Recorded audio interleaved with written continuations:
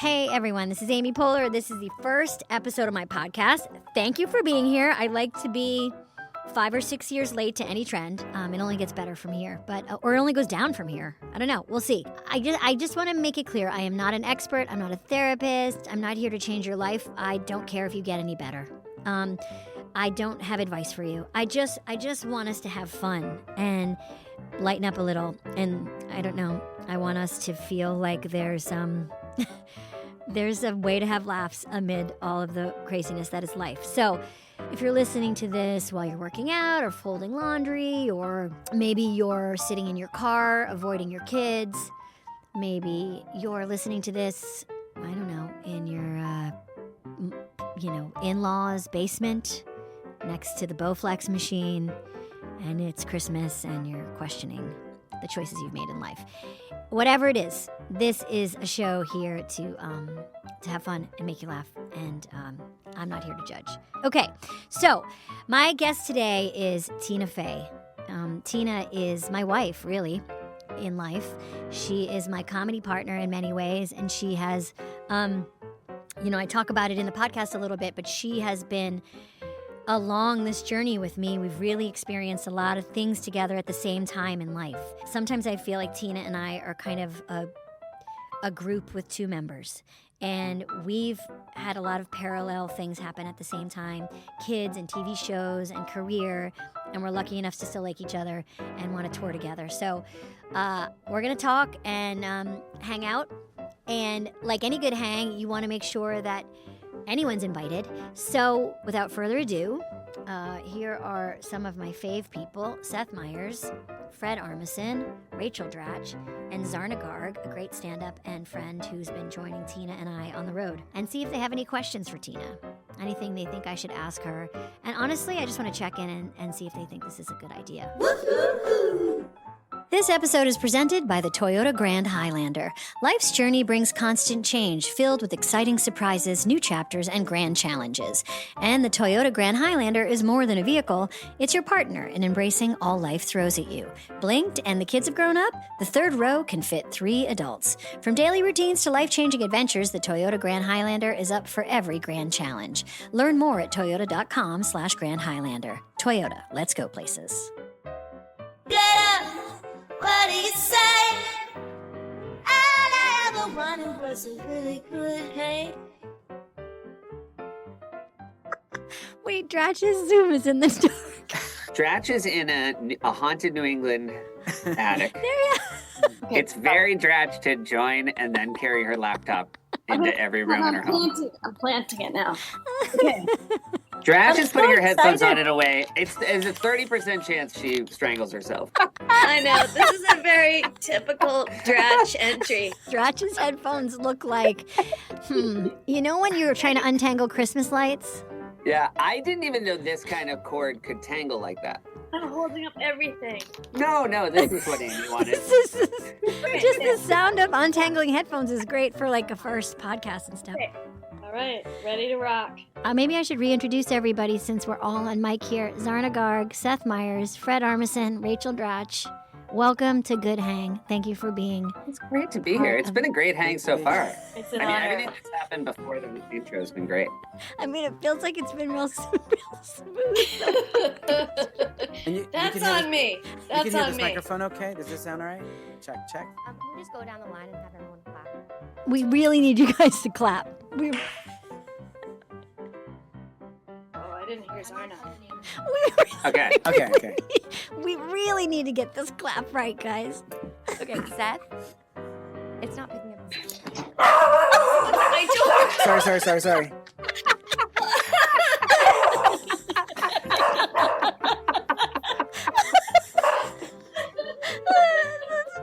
Doorbell right. Amy, this is the episode. This is it.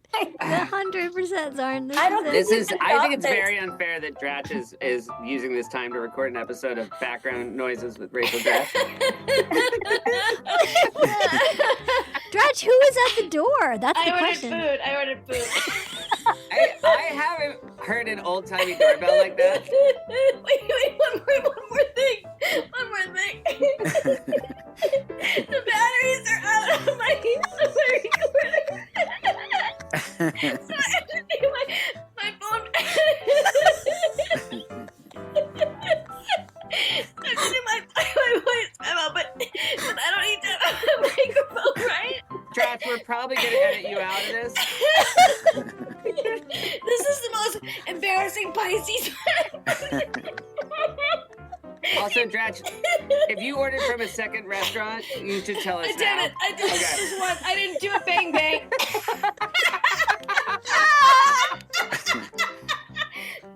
Okay. Well, Okay. already it's been a good hang. Okay. I'm ready.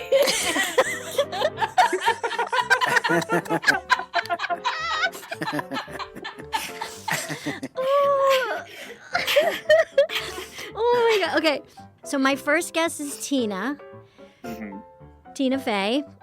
And you all know Tina really well. So I guess my question to you is, what would you want to hear her talk about on this podcast or any podcast? She doesn't do a lot of them. Her dad was really good at caricatures. Mm-hmm. So, are there any other artistic talents that she got from her dad? Because Tina's good at caricatures too, like drawing. But how do you put that into like a question for her? I guess it's more like, did she get that from her dad, or like how much? Like, I remember him being really funny in his own way too. Yeah. So, Dawn Fey. She is an intimidating presence, Tina. Like, people are nervous around her. I was nervous around her when I first met her. I wonder if she ever gets asked, like she's intimidating in the way that a man would be Mm-hmm. to me.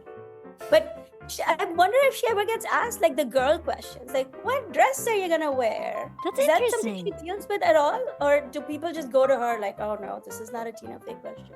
Do you Yeah. want me to ask her the dress question? Yeah. Ask her the dress question, Seth. I'll ask her. I Ask like her. that. And can you do it? Can you whisper it in like a phone call late at night? Can you say, What dress are you gonna wear? Hey, Zarna wants to know. I know you guys, your time is limited, so I won't keep you much longer. But just before we go, you are all doing tons of podcasts, hosting them, in them. Like, what advice do you have for me as I launch? What do you? I just know from knowing you that, like, whenever you ask people questions in real life, you really are interested, and you're just on like the cliff of like giving a hint as to what your opinion is.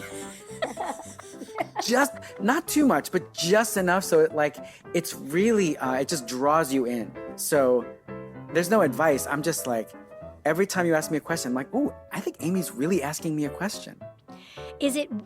That sounds kind of leading the witness a little bit.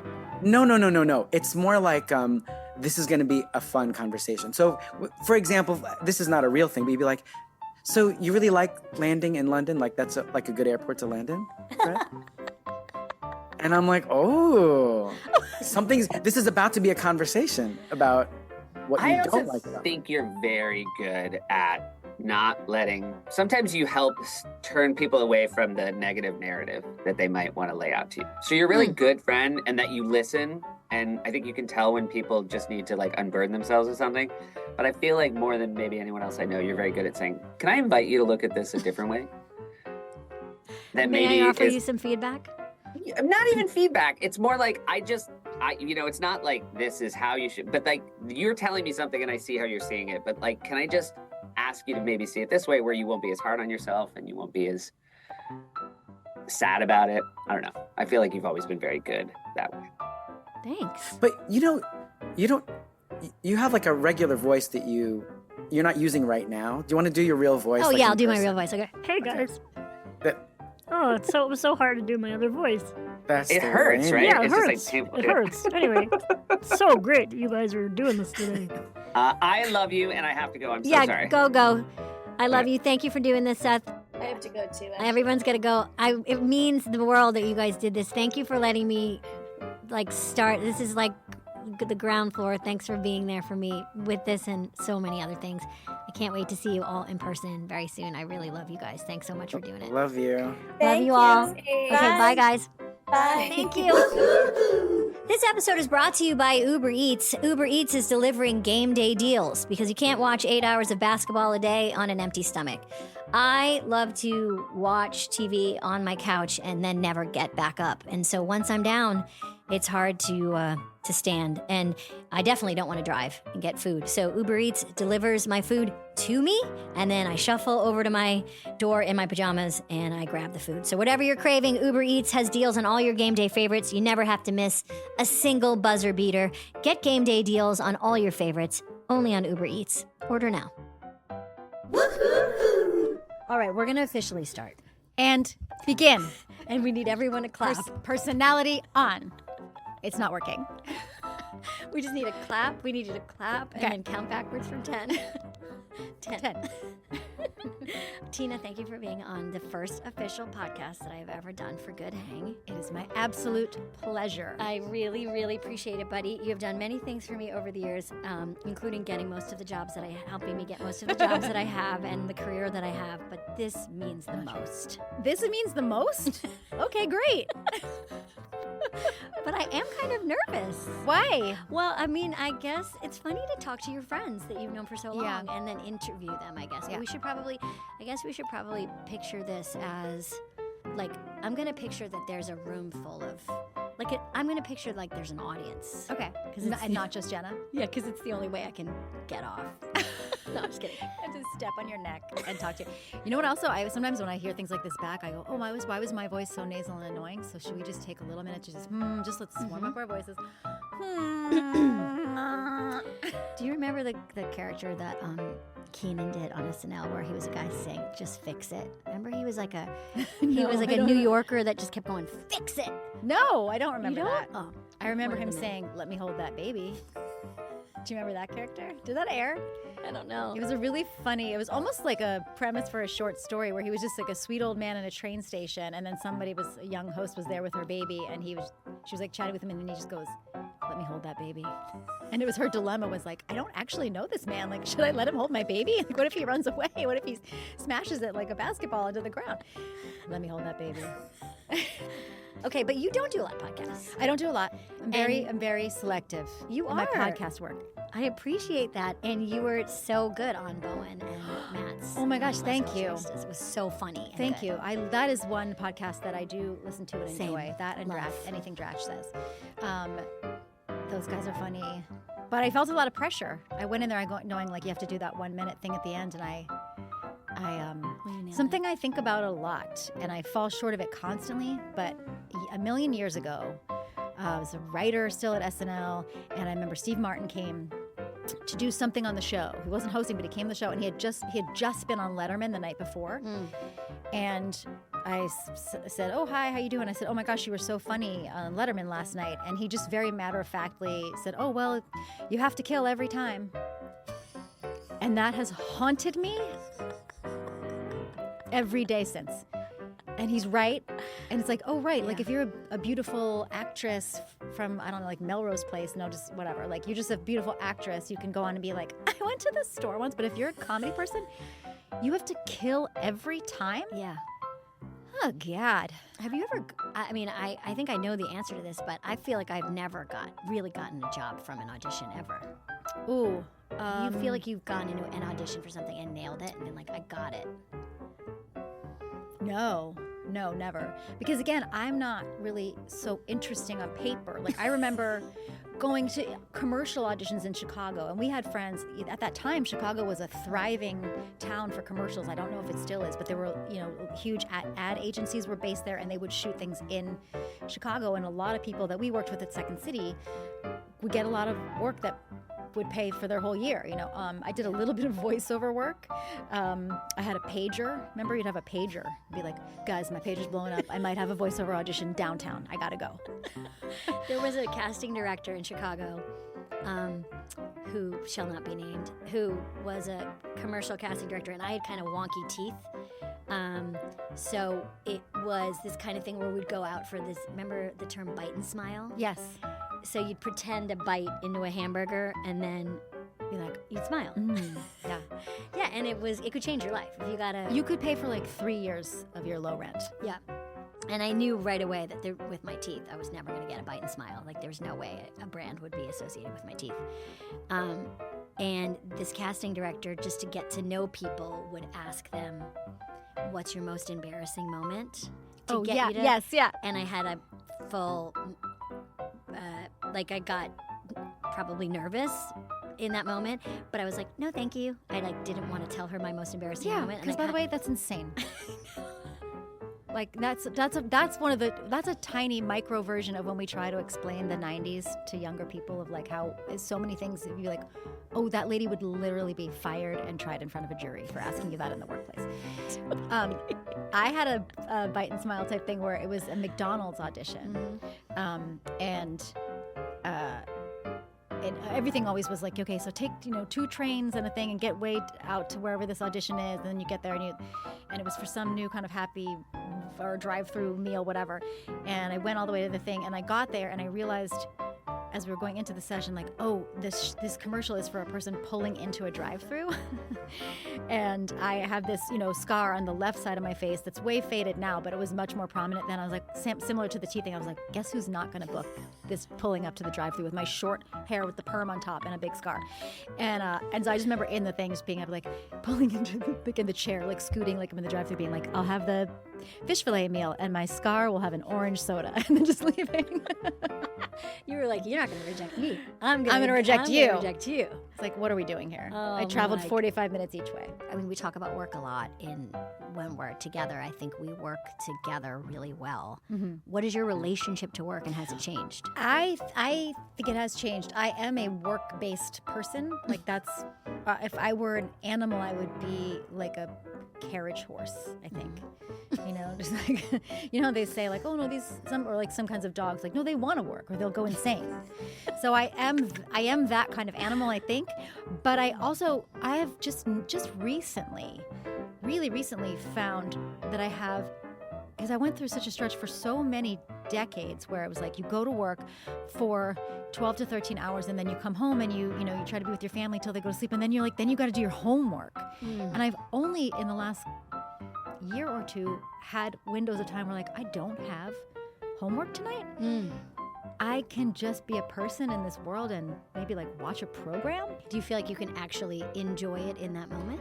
I can, although it's still, I think any other writer would say this too, that the closest I can get to joy and peace is like the 36 hours after I've turned something in. Because that's the only time when you're like, I did it.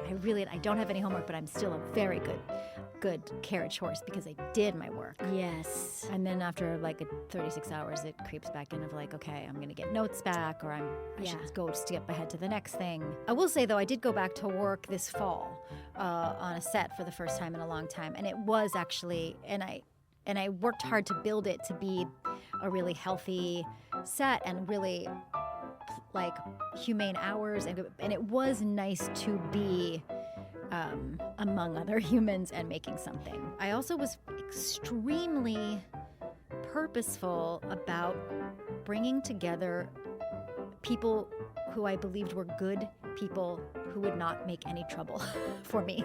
Yes. And it really made a difference. I feel like that's success. Right. Success that's a luxury. Is getting to realize I only, if I can, want to work with people who I know will not think that chaos is how to be creative. It's how to be creative. And I think as so many TikTok stories, we won't go into which ones, but people are like hearing about movie sets and being like, that's crazy, what's happening there? I was like, that's not that crazy. Like that's pretty, like movies especially are about just people going crazy and acting out, and then one or two people trying to harvest a series of photographs of those people that can be assembled into a film. But it's mostly poorly behaved crazy people being indulged by various parties. And we have seen and worked at places, and this is no big scoop, like SNL is one of them, where people come in with their system of how they like to work, and they're like, people when they're nervous or insecure are often not at their best, and the way they act is wild because they're nervous or insecure. Yeah, insecurity makes people behave wildly. I even have learned to realize that, and we talk about relationship to work, that I have now learned that I get very, very grouchy and nervous when something has to be written. Because it is like having a stomach flu, and you're like, it's the sick you feel before you either eject it one way or the other. It's like, and it just really Got to come out one end. grouchy until it comes out. And I can at least see that pattern, but it doesn't prevent it from happening. But I'm like, okay, here's what's happening. I feel that way about when I'm in a situation where I don't feel like there's a strong leader. Like where I'm being directed by someone who doesn't quite know what they're doing, or there's no one telling us what to do. Like there's no one in control. I have that grouchiness where I feel like I'm either gonna have to take over here, or I'm gonna have to check out. Yeah. And I've been in a couple projects where like week one, I'm like, oh no, like we don't have a captain. Like this ship is going down, and you can see months ahead. Yep. How do you? Yeah, I don't. How do you? You just kind of. I guess you just watch funny videos in your trailer. Yeah, I think the one way is you shut down. And the other way is you try to clumsily take over and make people uncomfortable. Yeah, those are the only two. Those are the only two options. They really are. But like, hold on, I'm gonna take a lip balm break. Do that. Because my lips are dry. This is brought to you by Lip Balm. The concept of lip balm. The Lip Balm Foundation. Promoting all lip balms everywhere. I guess this is friendship. Is letting your friend use Laneige, their. I know about this because I have a middle schooler. Love Laneige. The question is like, how well do you have to know someone to let them stick their finger in I'm your not lip shy to balm? do that. Okay, you don't want to? I don't want to. Well, I'll think about that all day. The fact that you didn't put I'm afraid it will wipe off with little colors. But you're not a germaphobe. I'm not a germaphobe, and I think it's a real unattractive quality in someone else when they're like a germaphobe. Especially in a man. In a man, it is such a Disgusting. deal breaker. Like a man who's worried about, like, I don't shake hands. It's like, you're a Go man. shake hands You're and then go wash your hands, you freak. Yeah, you're the one with poop on your hands. You're the one. Like, who said anything about poop on their hands until you did? I don't know. But we know a couple of people that are germaphobes. We have to watch out. That's the thing we have to watch out for in our 50s, is the thing that was like our cute eccentricity becomes our genuine mental illness. Yeah. The thing that's like, you know how they don't like to drive? Yeah. Well, I got my license had expired, and during the pandemic, you were like, it was before the pandemic. You were like, you got to get your license back. To me, you were like, you can't be one of those older ladies that doesn't drive. I'm like, you're right. I do feel now like I love to drive. you I do. you do. You're good at driving, I and love you love to drive. it. And the name of your car is. My car is named Karen because she's a white Subaru. And I said this before, which is I feel like Amy came this close to being a Karen. Yes, like because as you've said, like a lot of the actual worst Karens were in fact named Amy in real life. The woman that called the guy that was bird watching was named Amy. At the same time, Amy Coney Barrett was up and running, or getting up and running. There was a lot going on with Amy's. We missed it by an inch. Yeah, it's a real. Yeah, but is there anything you feel like you see me doing that you should, like, I should be careful about? Warn you about? That's a good question. I think that is what women do for each other. Is they say like, hey, you know the pills that you take for flying, you shouldn't take them when you're not flying. Oh, my chair made a fart sound. That wasn't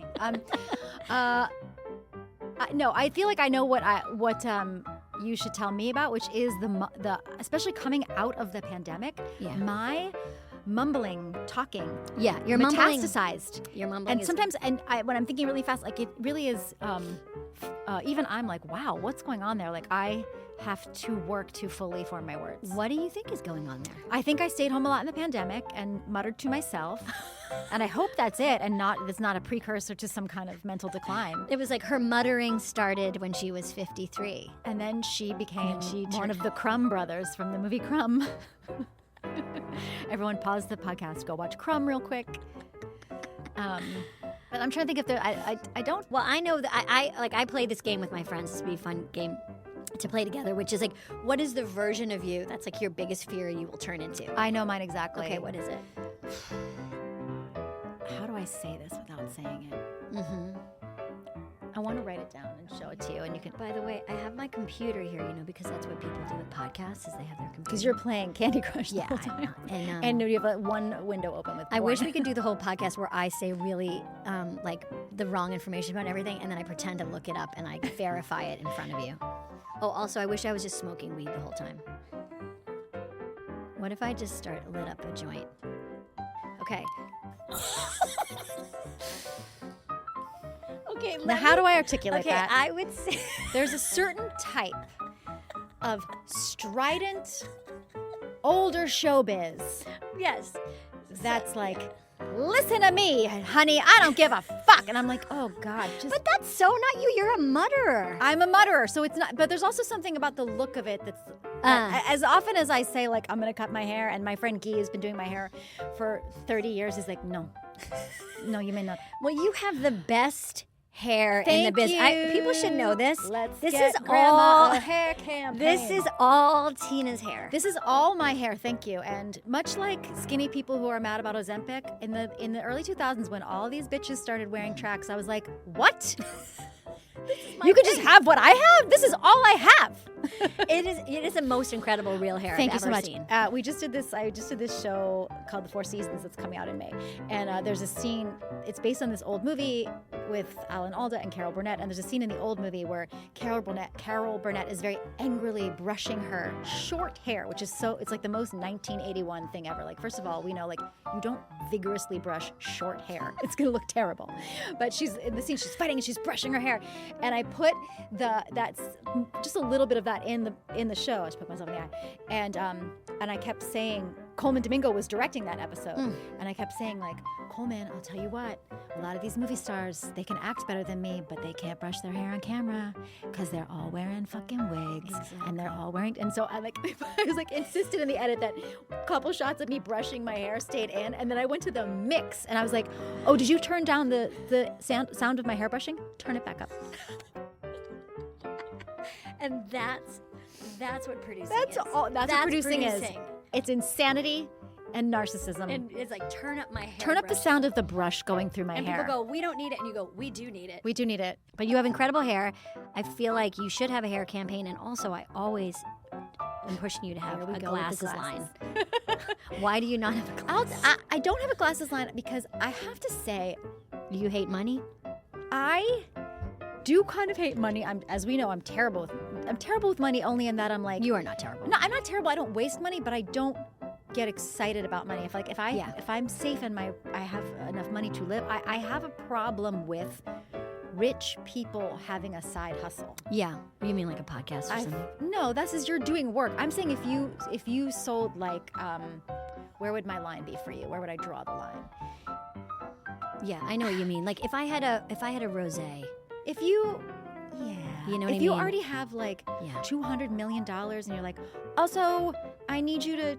But Tina, this is where you have to learn from Gen Z. I'm sorry, and we have to. They don't care. They don't judge it. They don't judge it. I judge it. Well, you should stop because Yeah. this is the thing now. You have to have $1 million.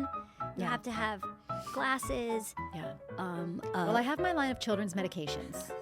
I told you that's so treacherous. No, guys, by the way, one time, 1,000,000 years ago, I remember seeing, and I won't name this actress, but someone could figure it out. I remember seeing a 80s actress promoting her line of homeopathic children's medications. I was like, why on this earth would I trust an actress Yeah. for pediatric medications? To give to my child. Yeah. You're saying you worry about turning into a woman as you get older, that is like a strident, opinionated, here's how it works, babe, Right. kind of person. Yeah, and just fighting everybody. Yeah.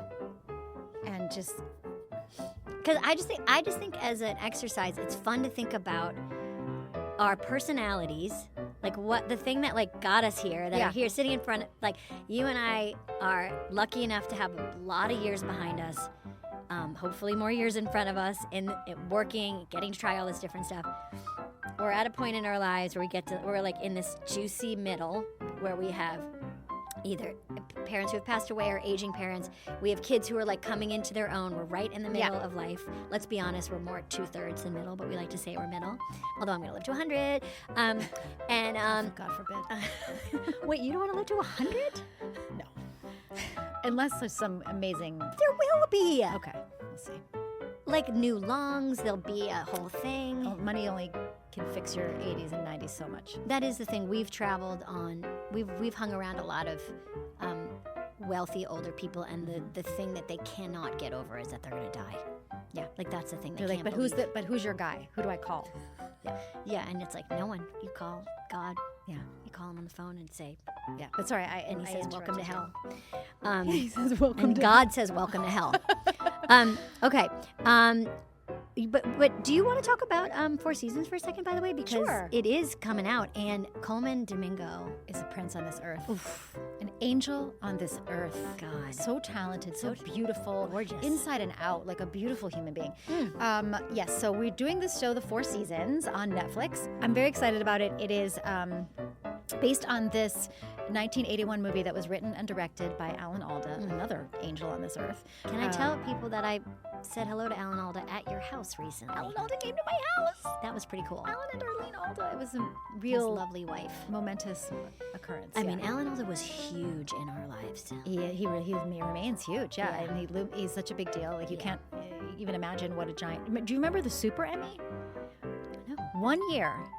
1 year they gave out a Super Emmy. So it was like It was called a Super Emmy? It was called a Super Emmy, and he's the only person that ever got it because it was like they won like best show, best directing, best script, blah blah blah blah blah, and the Super Emmy goes to Alan Alda for Matt. And everyone was like, okay, that's enough of the Super Emmy. They only did it once? I think they only did it once. And was it bigger than a regular Emmy? Well, you should have him on the podcast. He has a great podcast. I've listened to his podcast. It's one of the few that have penetrated my fortress. That's what she said.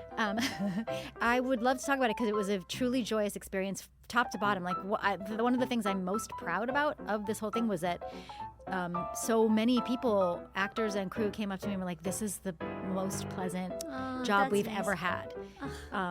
And it was, like I said, it was built as intentionally as possible to be all good souls.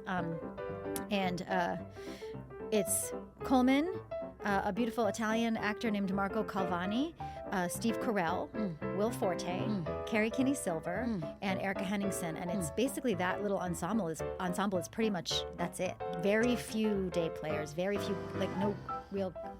guest stars. And so it was a really cozy environment, and it's a very, very gentle program that I am kind of just can't wait to see if people are interested in a good hang. It hopefully is the TV equivalent of a good hang, because it's just, there's some story, but there's no zombies, there's no mysteries. Great. That's exactly, truly what we're trying to do here, because I can't, my nervous system cannot, two things. My nervous system cannot take it compared to the rest of the world. Yes. And also, I feel like there's this weird, sometimes, I mean, you are the exact, you're the example of not doing this. I think you everything you make is hard jokes and hard comedy and always really, really funny. But a lot of times women specifically are asked to be nurturing caretakers in spaces, be teachers and when we were thinking about this podcast, it was all the guys get to just goof around and have fun, and it'd be straight comedy escapism, and our stuff has to be, I don't know, about menopause, which also is important. Yeah, this is, I mean, for the people who want 100 jokes per minute, this is a departure. These characters are funny, but it's all completely human scale. Ooh, I love that. Again, we shall see. And I feel like it is just a little science experiment where people might be like, no. But TV doesn't really, there's no TV anymore, right? It's all just articles about TV. Right, TV itself isn't on. It's AI-generated listicles. It's TikTok about TV shows that aren't on. So what is the thing that you do? Where do you go to escape? What is the video that you watch, the person that you watch? Okay. What is making you laugh? I have a couple things that I like to watch. One of the things I like to watch is, and again, I'm going to keep referencing TikTok. I am not a public account. Don't find me. Don't look for me. Don't at me. If anyone's pretending to be you, they're fake. It's fake, yeah. But I like to watch videos of people either doing or learning or trying to teach Beyonce's Homecoming dance break. So either someone who can do it, or I love it when it's a person who you don't expect them to be able to do it, and then they do it. Like they're holding like a laundry basket. Yeah, so they're just like, they're a mom in their laundry room, and then they do it. Yeah. I have tried to watch tutorials to try to do it. I'm not a great dancer, and I know that if I was given from now to the end of my life, I could not learn the first 16 counts of that dance. Yeah. But I love watching people do it. And then the other day I was watching a whole bunch of people doing it, and it took me, one guy was like a really beautiful, ripped guy in like shorts, no shirt doing it. And I was like, oh, this is a new layer of this. And then the algorithm was like, oh, you watch that? So you just want to see videos that are just like #rugby build. And it was just like, Oh, yeah. guys with a rugby build. And I was like, I think I do want to watch this. Yeah. Paul Mescal started that. Like, he's the ultimate famous rugby build. Okay. And then have you seen in rugby where they have to pick each other up with their Wrestle each other? underwear? Like, don't know what they that is. No, so in rugby, there's a move where the men, to get the other one taller, like to basically, it's almost like if you're hoisting somebody up. Yeah. They grab basically their shorts and underwear. So weird. And then that's how they get it up. And there's videos, and I'm not saying that my algorithm has necessarily taken up on this, but I have seen them enough to now I do get them, where men grab each other by the waist. It's very feminine. It's actually like, it almost looks Balletic. yes, it looks like a lift. Yeah. But they grab each other and lift each other up, and then their penis, their dicks are right in the line of their face, but it's totally fine. I mean, it's fine either way. Of course it is. I just mean it. Everyone's happy. There's no. Everyone's doing exactly what they want to do. Yeah. And these are in slow motion. Yes. Yeah, I wasn't mad about that change in my algorithm. And okay, so another thing that I really do, the only other television program that truly brings me joy is my weekend local news in the morning. Wow. I love, and by the way, they know this, and they're probably like, stop talking about us. It's getting weird. Who are your I anchors? love NBC4, Pat Battle, Gus Rosendale. It is, I find, to be the most truly informative, nice program on the whole week. Here's what you get, Amy. You get your news. You get your national news briefly. You get your local news, mostly local, right? Okay. Then you get Produce Pete. Oh, I love Produce Pete. Nice old Italian man comes out, tells you what's in season, what to make with it. Incredible. Then it used to be more frequently before the pandemic. Before the pandemic, he used to be in person. Bill's Books. Nice gentleman named Bill tells you what he read, what he liked about it, what he recommends that you read. Before the pandemic, they also then used to sometimes be like, here are some animals that are up for adoption. I feel like that's gone away. But that's it. And then the weather and the traffic and Pat Battle and Gus, I believe they're friends. They have a wonderful rapport. You don't know what their deal is? I mean, I don't think they're more than friends, if that's what you're implying. I would never. But I feel like they like being coworkers. What a great Have name, I too, in Pat Battle. Pat Battle, listen, one time it was like a hurricane or something, a blizzard. Pat Battle went out on the street. In her That's a hometown. big deal. She went out in where she lives in New Jersey, and she was helping people push their cars. That's cool. That is what America should be. Okay? It's Pat, it's Gus, it's Produce Pete, it's Bill's Books. We help our neighbors. That's the America I want to live in. If you've got Battle in the last name, you gotta push Right? somebody's Listen, car. have I invited Pat Battle to events? 100%. Like too many times. Does she show up? Yes. We have a good time. Great. So you've met Pat Battle. I've met Pat Battle. And what was that like? Did sparks fly? I mean, she was like, thought it was pretty funny that I keep bothering her and I'm obsessed with her. But Pat Battle's in an episode of 30 Rock. Oh, really? We As had- herself? Yeah, we did one episode where Liz Lemon gets invited to like a women in media luncheon, and then of course like the gag is that they have a big screen and they can't figure out to get it to work, and then all women are all like, turn it on and off again. And like, but it was like Pat Battle, Gail King, a couple other news ladies, and Andrea Martin played like the lady who was running it, and her character has a breakdown in the middle of the thing, and she's talking about how her husband left her, and she's like, I just remember she had some line where she was like, I put my Andrea Martin impression. Get ready. Okay. I put a sweater on a body pillow and I took it for a canoe ride. Like everyone, all the women lose their minds at the Women in Media luncheon. Tina, that makes total sense to me that is your like fun. That makes me feel nice. And I'm drinking coffee. I'm with Yeah. Jeff. It's the morning. Yeah. Everything hasn't gone to shit yet. And then- the weekend plans are all possible. But the news, but that's a new, but the it's news local. Listen, it's local. It's local. is, but even the locals. oh, everything's on fire. Yeah, but then it's also like there's a food festival on City Island. That kind of Produce stuff. Pete's like, check out these artichokes. He's like, Betty's gonna make the squash pie called mutzaguts. Speaking of Betty, people should know that that's what I call you. That's right. That's my nickname for you. You called me that in front of Colin Jost the other day, and he seemed very delighted. I can't believe he didn't know that. Well, We're right now he's not thinking about us No, enough. he doesn't know what we call each other. Jost, who talk about an arc. Jost, when we met Jost, Did you say a narc or an arc? an arc. Okay. Talk about a narc. What a narc. I was smoking weed and Jost called the police and I was like, fucking narc. No, talk about having an arc. Baby Jost, as we used to call him, Mm-hmm. we met him. We went up to Harvard, the Harvard Lampoon. Oh, see, that's where we met him? That's, I think, where I met him. Did you have meet better- him? I have a terrible memory. I remember I hated every minute being at the Harvard Lampoon. I Boy, hated me it. too. What a bunch of dorks. Maybe we should just tell the story. So the Harvard Lampoon invites you up and they kind of roast you. They invite you to come up, and then you go there, and then a bunch of like snivelly little worms. Yeah. Like, by the way, like try to roast you, and they're not good at it. No, they're not good And at it. you're But just like, you "What's and I, many times, over the years, many times I've had this moment where we turned to each other and loved or hated something at the same time. And this was definitely an example where we both were like, we don't like this. And they make you go through this kind of initiation. And I mean, I wasn't in a sorority in college. No, me neither. And I don't get it. So, but Yeah. they made you go through a whole thing, and then they brought us into a big giant room, and they kind of roasted us. Yeah. And I think we had a lot of fun in how much we like did We not all didn't engage like it, yeah. and didn't like it. And but Baby Jost was there. He was a babe. Okay. I don't remember him. We didn't get a Jost roast, No, he was always but he went on to.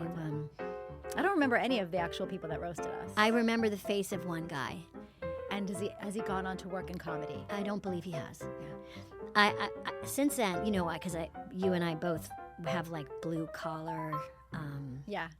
I guess rage. What would you call it? Like, or at worst, chip on our shoulder. At yeah, best, like you're not maybe. better than me. Yeah. Yeah. I remember having 2 more Harvard experiences, and both involved what I felt like sniveling guys roasting me, because one was the hasty pudding, where you really do kind of, you know what you're getting into, and they kind of come out and roast you. Why isn't everyone just like, no, nerds, thanks, no thanks? Why does anyone go? I don't know, but I really did my homework on that one, and I had really good jokes that I was proud of. Oh, that's and I really crushed them. And then I was asked to give like one of those speeches at Harvard, and one of the kids, I mean, I've gotten this more than once, and I hope this isn't awkward for me to say it in front of you, but definitely, like, people like to say, like, you're the poor man's Tina Fey. God. I know. And so, but this kid said it right before I went up, so I gave him the finger, which everyone was shocked about. And I don't know if it was the right, I mean, I did it, I guess. Yeah. But I go, fuck you. And again, I was like, you're on a dais, Amy. Like, this is, but then fuck Harvard. Yeah, fuck Harvard. Yeah. I mean, those fucking assholes. But but thank you for inviting me. It was a real honor. Don't lose my number forever. Go fuck yourselves. Yeah, definitely is the kind of thing where like people go to award shows and they get mad that they're getting the award. It's like, if you really don't like it, don't go. Don't go. But I did go and was happy to give a speech. Okay. Lastly, Yeah.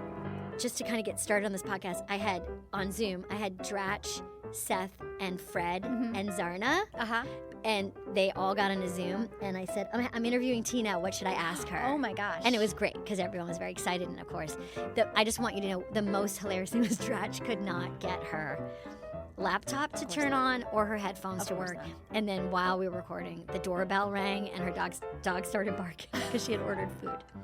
So there wasn't much content that we can use.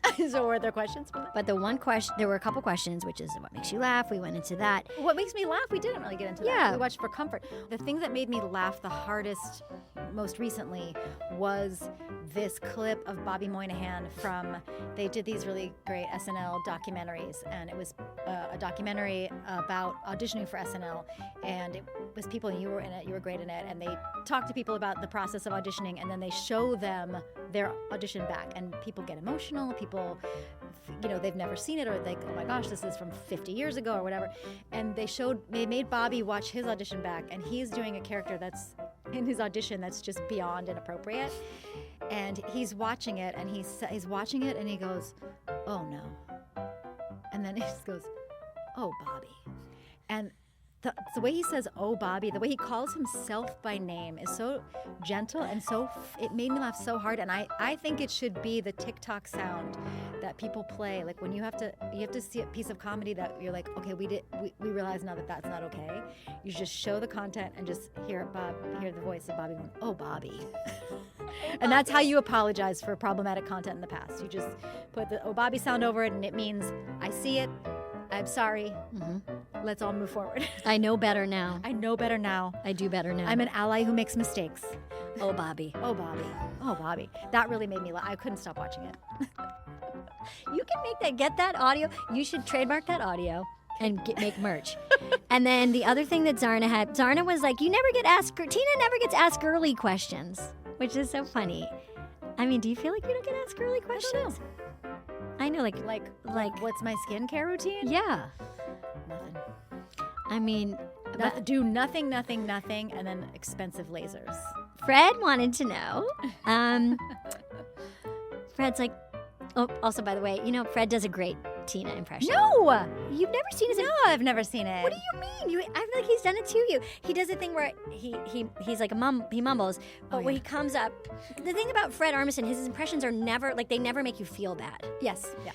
At least in my experience, like they just feel like they're kind. Yeah. Which is hard to do, but he comes up with like a script. You've seen this. I don't know. The physicality, it's more physicality Okay. than anything else, where he comes up with a script and he goes, hey buddy, just want to and you're giving a thought with the script, holding the script to your body, and you can't hear what you're saying. I'm like, what percentage Tina Belcher am I? Well, remember Shy 30%? Ronnie, Andy Shy Samberg's character on that? Maybe Yeah. Shy Ronnie. Anyway, Fred wanted to know, last question, maybe we can talk about this before you go, is your dad, like a really good artist, really good at caricatures. Do you have any of that artistic ability? I wish I had more. I think both my daughters have it. I do in the summer. I go to Fire Island in the summer, and I like to paint portraits in my free time, and they are terrible. And they're getting slightly better, but not at a rate that would impress. Like they're terrible. But I love, because it's the only thing I want to paint is I want to try to capture people's faces, people like that I love, and I should take some classes because of course the problem is I don't draw the head right, and then they come out like, sometimes I kind of like how wonky they come out, but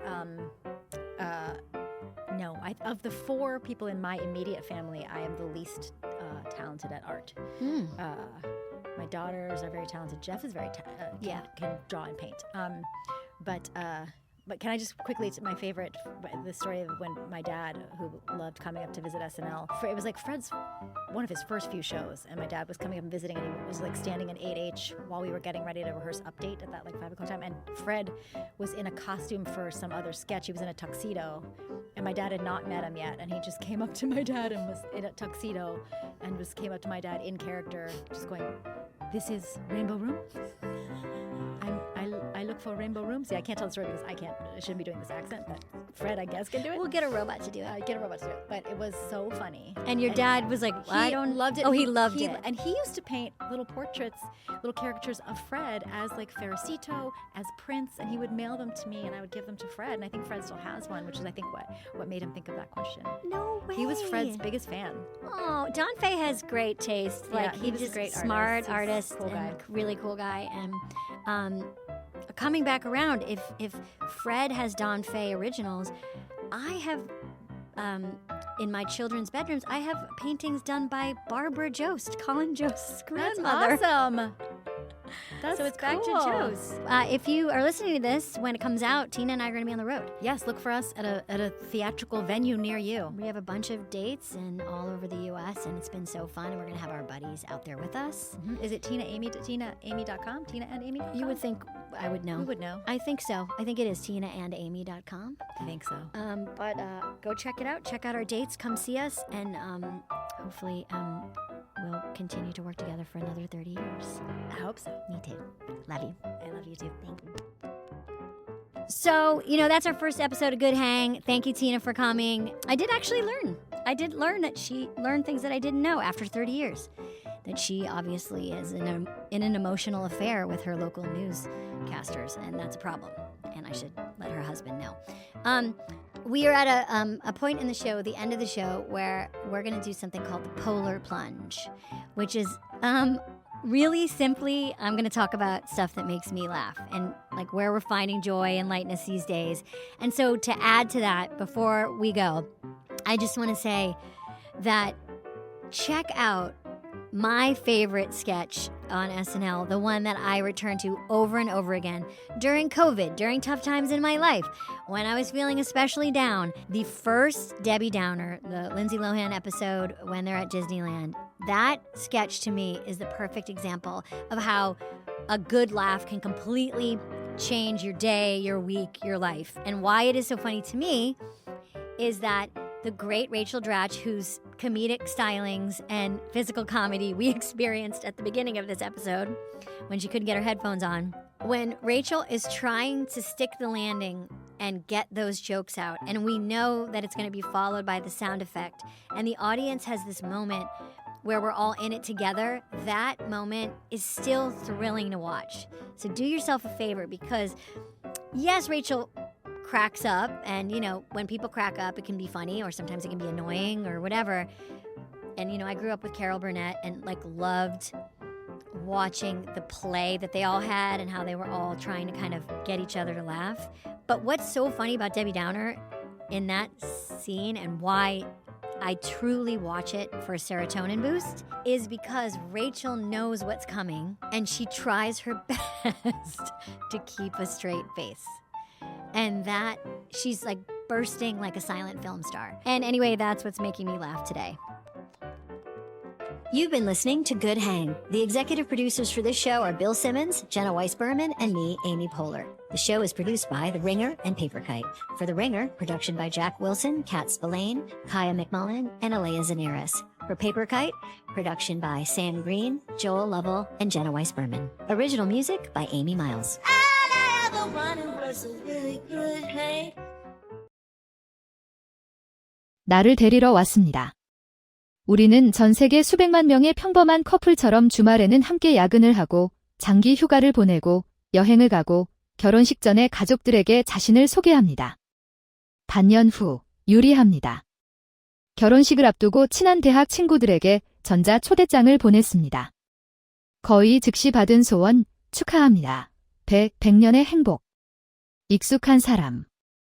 그들은 축하하고 축하합니다. 마지막으로 의로운 결과를 배양하고 달성하는 것입니다. 그러나 몇 분 뒤 신랑의 이름을 보기 위해 링크를 열었는지 일행은 조용해졌다. 그 직후 마지막 만화 구조는 조용히 철회되었습니다. 화면에 나온 회색 리콜 공지를 봤는데 별 어려움은 없었습니다. 나와 트렌 코어 차우의 관계는 너무 순조로워 결국 그렇게 무거운 말이 필요 없었습니다. 퐁 엔겜이 끝난 후 채팅 그룹은 빠르게 축하 인사로 가득 찼습니다. 100년의 행복을 기원합니다. 결혼식에서 만나요? 동급생은 결혼식에서 다시 뵙겠습니다. 놀라운 것은 결혼식 전날 밤에 응오레레를 다시 만났다는 것이다. 그 당시 그녀는 이미 스타였고 머리도 숱이 많았으며 가치도 급등했습니다. 모든 플랫폼의 유명 프로그램에서는 호텔 슈퍼룸에서 그녀의 실루엣을 쉽게 볼 수 있습니다. 타오 씨는 모자, 야구 모자, 마스크를 벗고 나에게 신발 봉투를 남겼습니다. 미안해요. 내일은 이전 행사에 참석할 수 없습니다. 따뜻한 물 2잔을 부었습니다. 말하세요. 괜찮아요. 이제 연예인인데 사람이 많은 곳에 나타나는 게 불편해요. 나우 그녀는 물을 꽉 움켜쥐고 관절이 하얗게 변한 다음 고개를 저었다. 그렇지 않습니다. 오랜 시간이 흐른 뒤 나는 고개를 숙이고 조용히 말했다. 맨 퀸 두옹과 나는 헤어졌다. 그러나 그토록 많은 저항에도 불구하고 두옹은 여전히 그의 가족을 저항할 수 없다는 것이 밝혀졌습니다. 목표를 달성했을 때 NGO 엘리가 두옹이 동의하지 않는다고 적극적으로 강력하게 제안했기 때문에 헤어졌습니다. 그녀를 여러 번